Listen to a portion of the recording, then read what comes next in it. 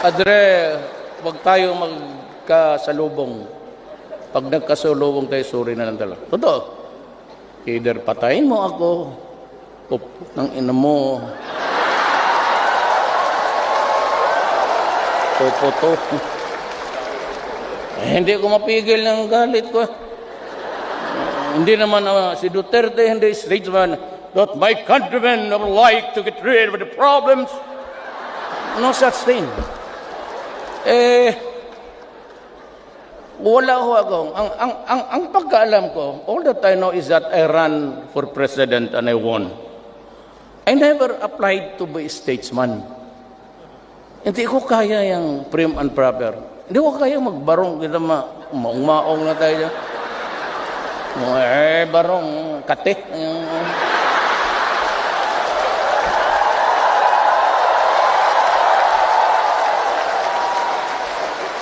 Kaya ako talagang maong. You know why? Sabihin ko na sa inyo.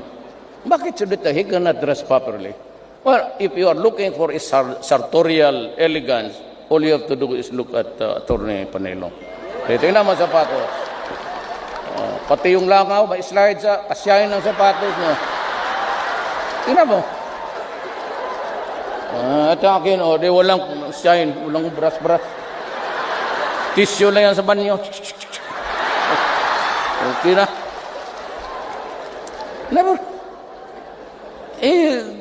Tinanggap ako ninyo ganito. Ganito ako. Bakit? Why do And for me, sabi nila, yung mga Manila guys, hindi nila alam, yung elitista talaga. So you might want to tone down your curses, your epithets, your slurs. Well, depende sa crowd.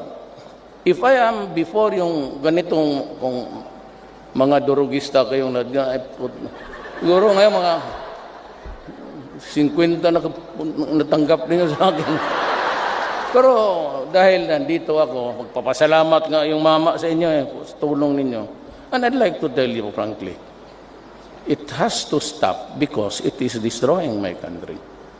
And ang una talaga is, bakit hindi tayo nagtitake up yung corruption?